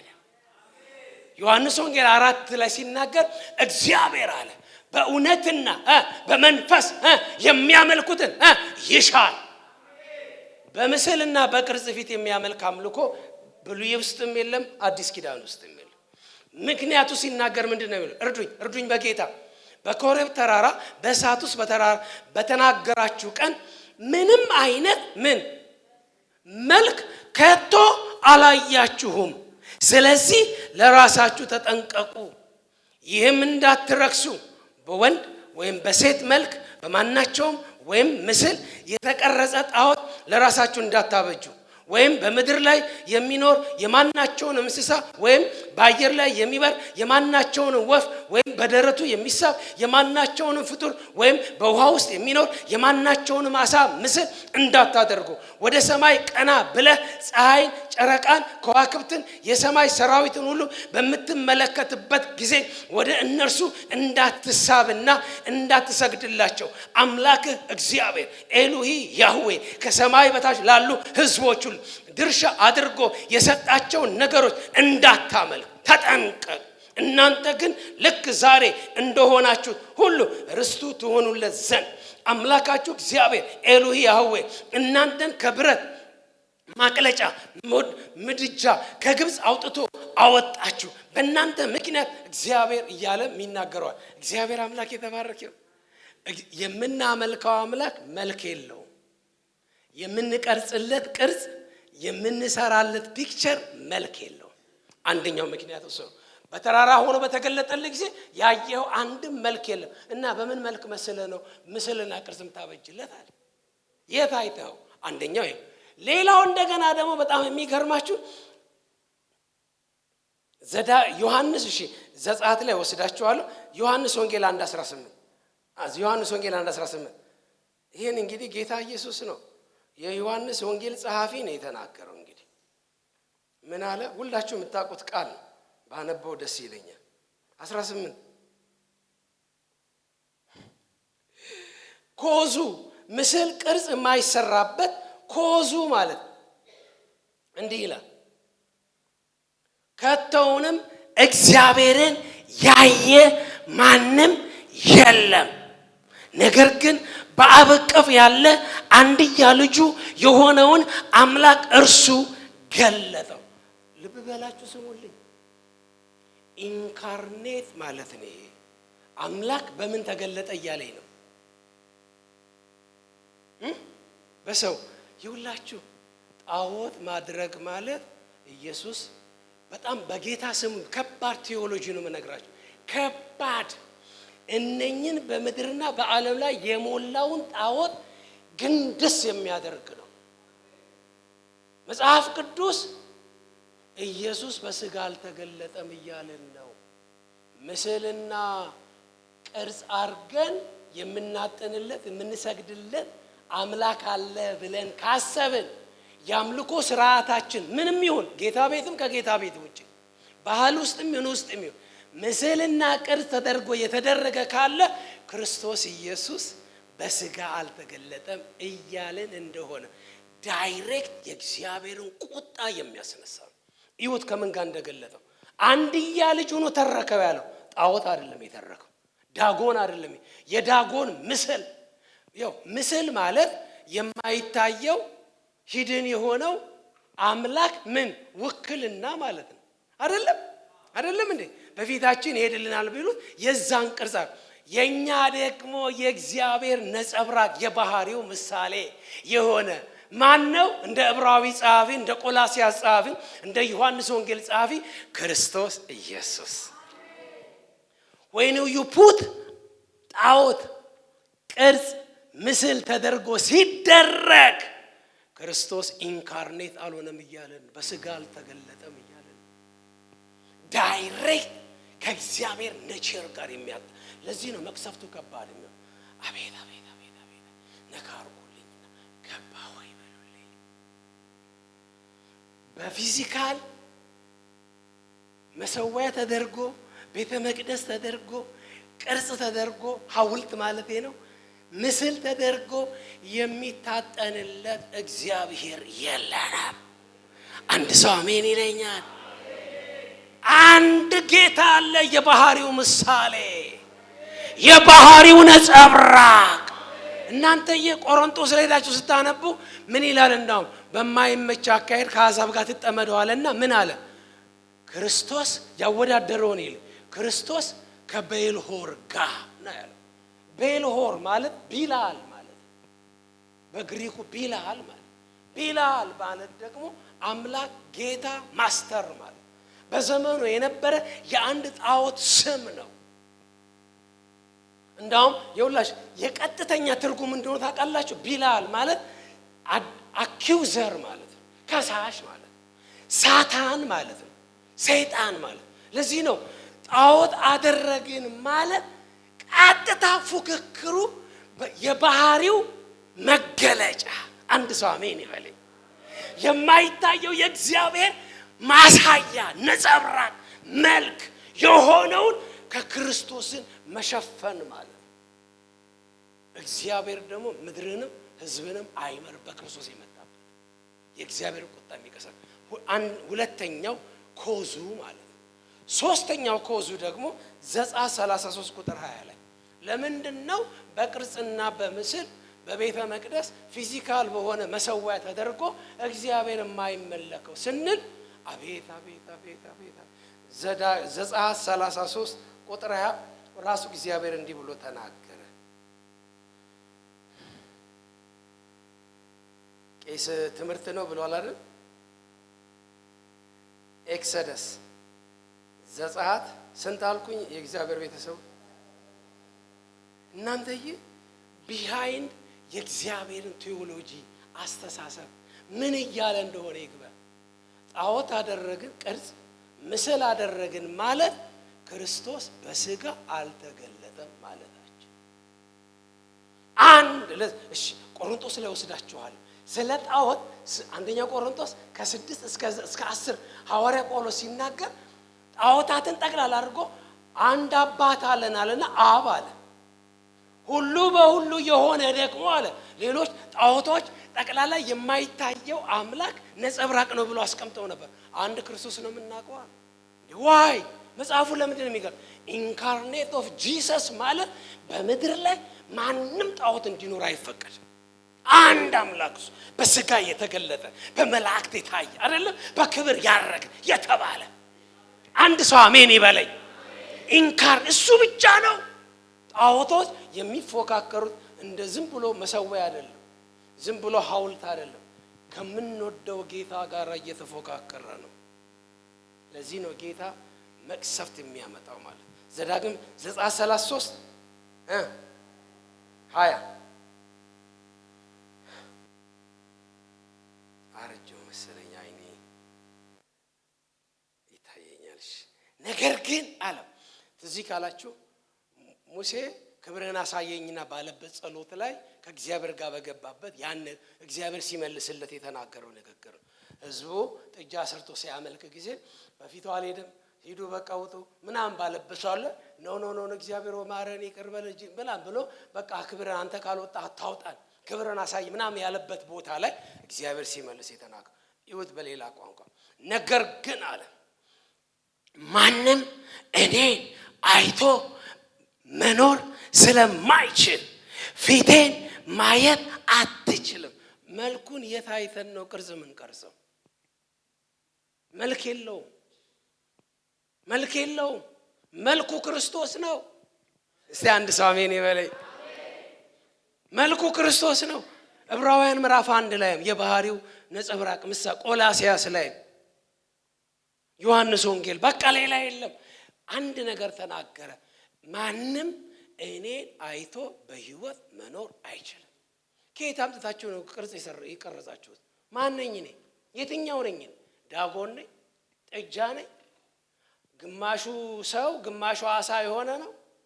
ሴት 6 እጅ ያደረገችው ሴቷ ነኝ? የቱ ነኝ? አሮን ያሰራው የወርቅ ጥጃ ነኝ? በትር የያዙ ወንድና ሴት ነኝ?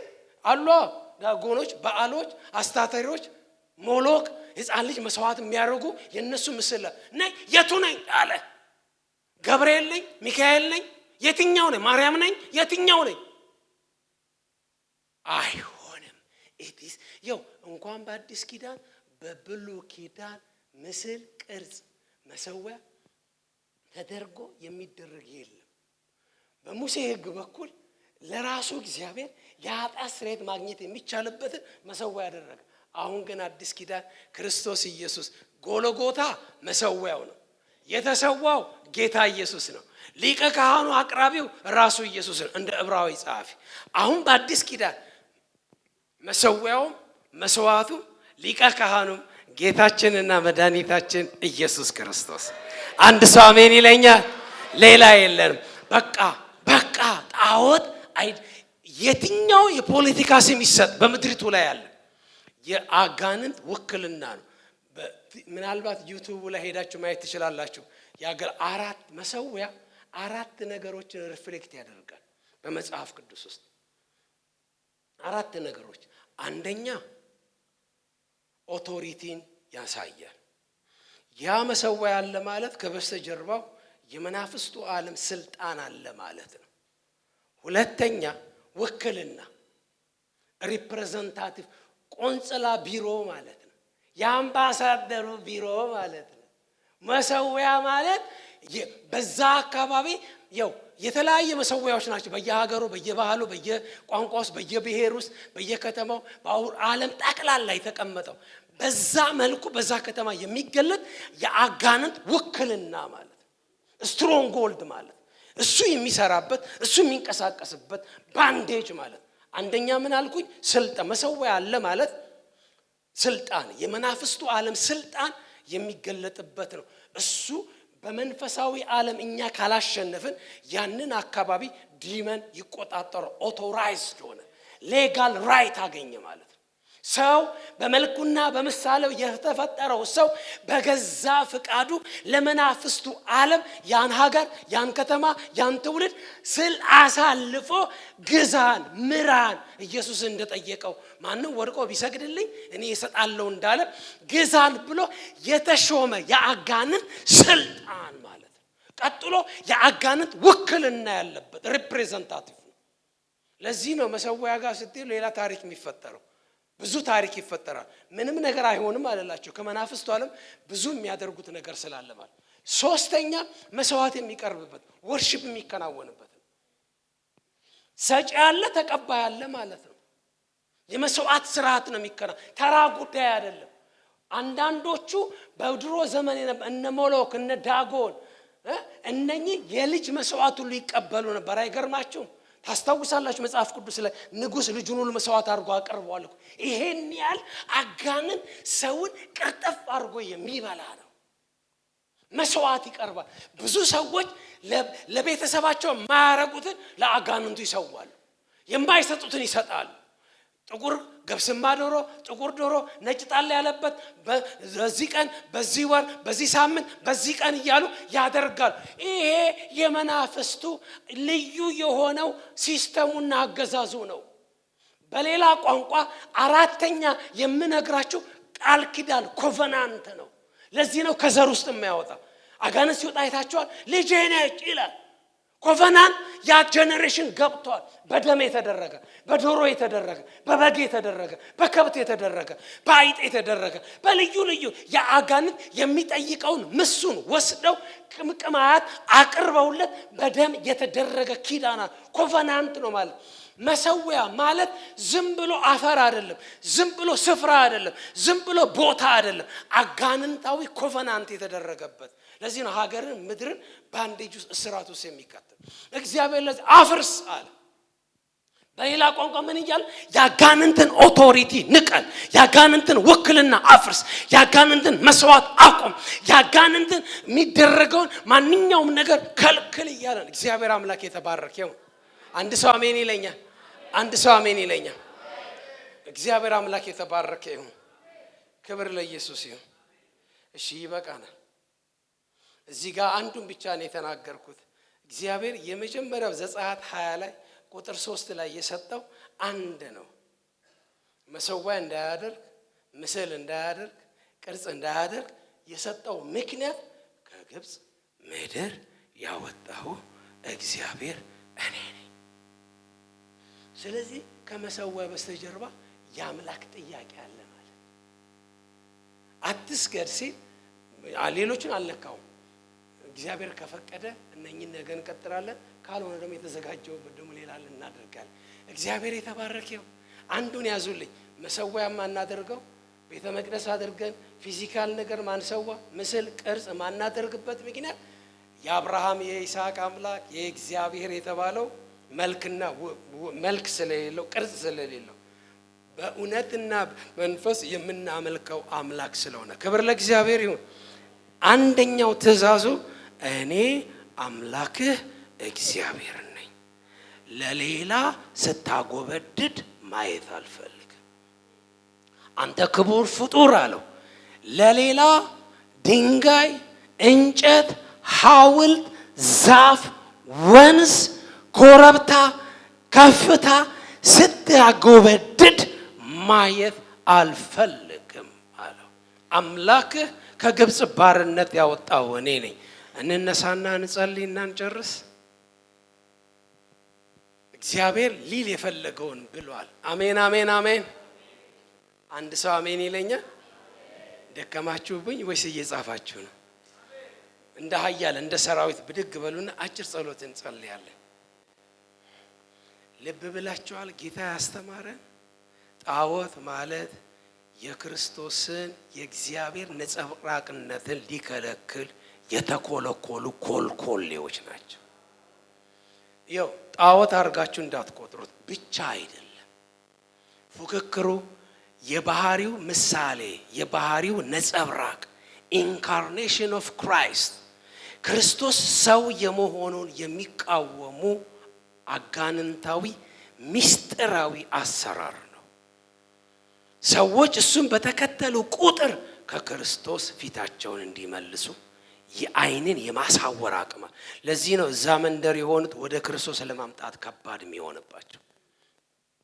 አጋንንት የባህሪው ነጸብራቅ የሆነውን ኢየሱስን እንዳያዩ ሰውን ሁሉ በምንም አይነት ይሁን ምስልና ቅርጽ ሰጥቶት ሸውዶታል። እንራራላቸዋለን፣ እናዝንላቸዋለን፣ ደግሞም እንጾማለን። ይኸው እየተጸለየ ነው። ምድር ከዚህ ዳሜጁን ነገ ነግራቸዋለሁ። እንዲህ ሲደረግ የነገስታትን ታሪክ አሳያችሁና ኮንሲኩዌንሱን እናያለን። ዝም ብሎ ወርሺፕ አይደለም፣ ዝም ብሎ አይደለም። እናንሳ እጃችንን። ጌታ ሆይ ጌታ ሆይ ጌታ ሆይ ጌታ ሆይ ጌታ ሆይ የባህሪ ነጸብራቅ የሆነውን የሚጋርዱ ጣዖቶች ሁሉ እንደ ዳጎን የተሰባበሩ ይሆነው። የተሰራ የተቀረጸ የማይታየው አምላክ ምሳሌ ነው የሚሉ ሲምቦል ነው የሚሉ የእግዚአብሔርን የማይታየውን የእግዚአብሔርን መልክ ነጸብራቅና ምሳሌ የሆነውን የክርስቶስን ማንነት ሊያደበዝዙ በየከተማው በየጎዳናው የተደረጉ ምስሎች፣ ጣዖቶች፣ ሐውልቶች፣ መሰዊያዎች የተገለበጡ ይሆነው። ጌታ ሆይ ክርስቶስ ኢየሱስ በሀገራችን ላይ በምድራችን ላይ እንደ ባንዲራ ብቸኛ አምላክ። ይህን ጥቅስ ላንብብና ጨርሳለሁ። አንደኛ ቆሮንቶስ ላይ ያልኳችሁን ላንብብና በጣም ሰርፕራይዝ ነው የምትሆኑት። አንደኛ ቆሮንቶስ ለምን ይህን ነገር እየደጋገሙ አሁን ከነገርኳችሁ ጋራ ለምንድን ነው መጽሐፉ ሐዋርያው ጣዖትን ዲፌንድ ስለማድረግ ለጣዖት የተሰዋን ስለመብላትና ራሱን ጣዖት ዲፌንድ ልክ አይደለም ለማለት እንዴ ለምንድን ነው ይሄን የጠቀሰው? አንደኛ ቆሮንቶስ ምዕራፍ 8 ላይ ይሁት ከአንድ ጀምሬ ላንብበውና እስከ 5 ነው እስከ 4 ነው የሚሄደው። ለጣዖት ስለተሰዋ ስጋም ሁላችንም ዕውቀት እንዳለን እናውቃለን። ዕውቀት ያስታብያል፣ ፍቅር ግን ያንጻል። ማንም አንዳች የሚያውቅ ቢመስለው ሊያውቅ እንደሚገባው ገና አላወቀም። ቁጥር 3 ማንም ግን እግዚአብሔርን ቢወድ እርሱ በእርሱ ዘንድ የታወቀ ነው። ቁጥር 4 እንግዲህ ለጣዖት የተሰዋ ስጋ ስለመብላት ነጠላ ሰረስ ጣዖት ሁሉ ሁለተኛ ጣዖቱንም ጣዖት ዙሪያ ተከማችተን ደግሞ ለጣዖት የተሰዋን ስለመብላትም ምንድነው መደምደሚያ ሐሳቡ ስንል እንዲህ አለ። ጣዖት ሁሉ በዓለም ከንቱ እንደሆነ ከአንዱም በቀር ማንም አምላክ እንደሌለ እናውቃለን። ይሁት አሁን ከዚህ በኋላ የሚናገረው አንድ እግዚአብሔር ነው ያለው አለ። ከዛ ደግሞ አያይዞ የሚናገሩ 5 መቼም ብዙ አማልክትና ብዙ ጌቶች አሉ፣ ነገር ግን በሰማይም ሆነ በምድር ሆነ አማልክት የተባሉ ምንም ቢኖሩ እችን ስሙ 6 ብቻ አንብቤ ይጨርሳል። ለኛስ ይሁት በጣም የሚገርም ለኛስ ነገር ሁሉ ከእርሱ የሆነ የማይታየውን እግዚአብሔርን አብን ሲያመለክት ለኛ ነገር ሁሉ ከእርሱ የሆነ እኛም ለእርሱ የሆንን አንድ አምላክ አባለን። ሊትራሊ ቃሉን ነው የሚጠቀመው። ጣዖት እሱ ያውቀዋል። በግሪክ በፈርስት ሴንቸሪ ላይ ያውቃል ለምን እንደሆነ። የማይታየው አምላክ ምሳሌ ይሄ ነው አምላክ መልኩ ይሄ ይመስላል አሰራሩም እንዲህ ነው ብሎ የዛን የማይታየው አምላክ ምሳሌ ነው ብሎ ያስቀመጡት። አሁን ይመጣና እሱ መጀመሪያ ከዚህ አልጀመረም፣ ከአምላክ ጀመረ። ዋናው አይታየም የሚሉት እሱ አብ ይባላል አላቸው። አንድ ሰው አሜን ይለኛል።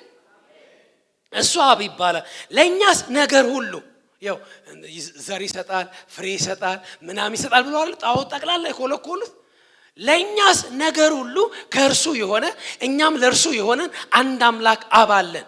አሁን ያዙልኝ። ቀጥሎ ደግሞ ሞዴሉን፣ ምሳሌውን፣ ነጸብራቁን በአካል የተገለጠው ኢንካርኔት ያደረገውን ደግሞ ሲነግረን ነገር ሁሉ አለና እንደገና ነገር ሁሉ በእርሱ በኩል በሌላ በማንም አይሆን ነገር ሁሉ በእርሱ በኩል የሆነ እኛም በእርሱ በኩል የሆንን አንድ ጌታ ኢየሱስ ክርስቶስ አለ። ኖ ኒድ ጣዖት አያስፈልገን፣ ተወካይ አያስፈልገን፣ በምስል በቅርጽ የተሰላ የትኛውም ተወካይ አያስፈልገን፣ ምልክት አያስፈልገን፣ ምልክት አያስፈልገን። አንድ ሰው አሜን ይለኛል። አንድ ኢንካርኔት ያደረገ አንድ ጌታ በቃ ፔሬዳል። ጭራሽ ይሄን ደግሞ መጨረሻ ሄዶ ሲደመድም ቆሮንቶስ 10 ላይ ስትሄዱ አሕዛብ የሚሰውት ላጋንንት ነው። ጣዖት ከንቱ ነው ምናምናል። እንጃችንን እናንሳ። እግዚአብሔር በእውነት ገላግሎናል። እናንተ አበራልን። ክብር ለጌታ ይሁን። ከቄስ ጋር እንጸልያለን።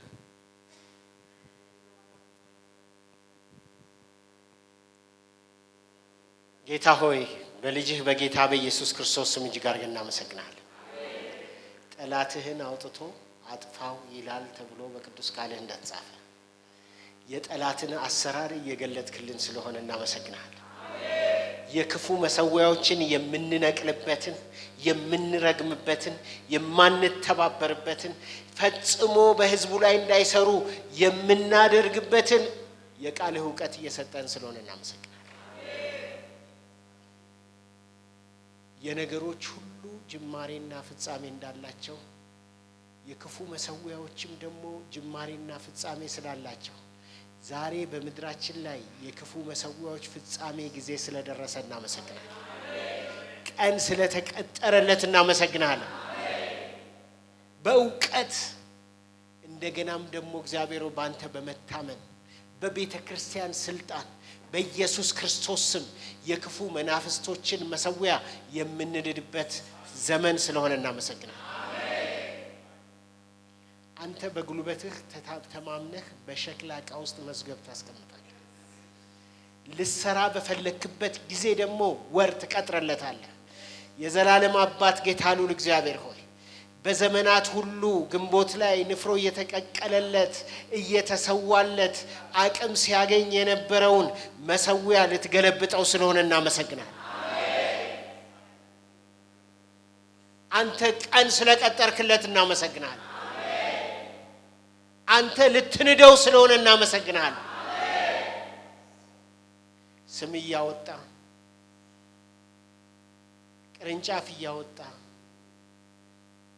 የዘመን መለወጫ እያለ ማንነትህ ነው እያለ ሰዎች ላይ የነገሰው በኢየሱስ ክርስቶስ ስም ንግስናውን ገፈፍን። ብሔር ብሔረሰቦች ላይ የነገሰውን በኢየሱስ ክርስቶስ ስም ንግስናውን ሻርንበት።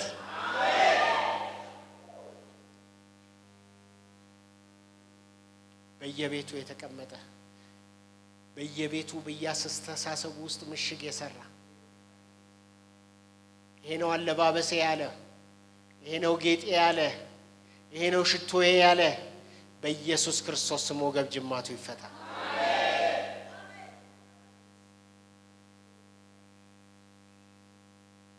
መመሸጊያ በኢየሱስ ስም እናሳጠዋለን። ከቤተ መንግስት እናሳጠዋለን። ከሃይማኖት ተቋማት እናሳጠዋለን። ከሰፈር ከመንደር እናሳጠዋለን። ከአውጋር አድባር በሚለው መጠሪያው ላይ በኢየሱስ ስም እንዘምትበታለን። ጌታ ሆይ ለባሪያህ ስለሰጠኸው አቅም ጸጋ በኢየሱስ ክርስቶስ ስም እጅግ አድርገን እናመሰግናለን። ነገ ከዚህ በላይ መገለጥ በህይወቱ ይሁንለት። የቃልህ እውነት ይብራለት። እጅ ትደግፈው። በቀልተኛ በኢየሱስ ስም አያገኘው። እሱና እሱ የሆነ ነገር ሁሉ በደም ይሸፈን። እዚህ ያሉ እናቶች፣ እህቶች፣ አባቶች በኢየሱስ ደም ይሸፈኑ።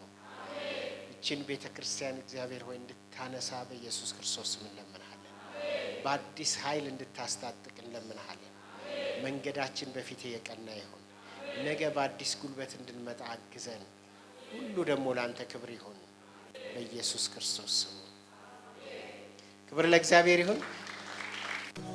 ይህ በኢትዮጵያ ኒው ሚሌኒየም 2000 ፕሬየር ቼን 247 የሎጥ ጉበኞች ማዕከል እየተዘጋጀ የሚቀርብ ሳምንታዊ የጸሎት ፕሮግራም ነው። ቅዱሳን በያላችሁበት አብራችሁን በጸሎት ትተጉ ዘንድ በጌታ ፍቅር እንጠይቃችኋለን።